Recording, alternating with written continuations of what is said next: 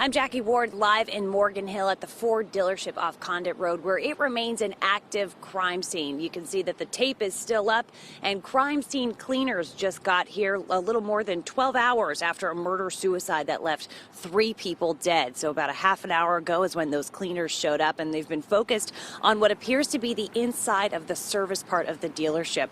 At around 5 this morning, we watched what we believe to be the suspect's car being taken away from the dealership. It was a dark gray Ford Focus. Law enforcement from several agencies responded to this scene around 6 last night, thinking it could be an active shooter situation, but they found the suspect dead outside from a gunshot wound. Police say the employee shot and killed 2 of his managers before turning the gun on himself.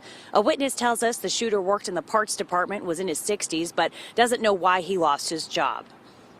The person wouldn't leave after they were fired, and the service and parts director came into the service manager's office and said, I fired him, now he won't leave the premises. Should we be burned? About 10, 15 minutes later, gunshots.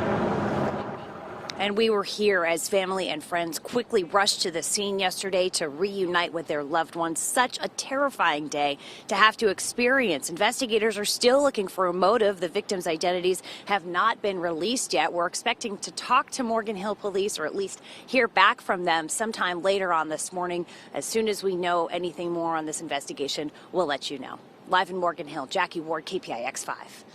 And I'm Anne Makovec at the live news desk. We have also been keeping an eye on another scene, the suspected shooter's home in San Jose. Police have been staked out there all night long. The SWAT team went in at around 4:30 this morning. They busted down the door, yelled, wondering if there was anybody inside. There was not. They threw out some flashbang grenades, and then they started their investigation with their search warrants. And we did talk to some of the neighbors that live around there. They said that this man who was in his 60s lived alone there and that he was relatively quiet. They're certainly surprised to hear that he could be a suspect in this case. We're going to keep an eye on that scene this morning.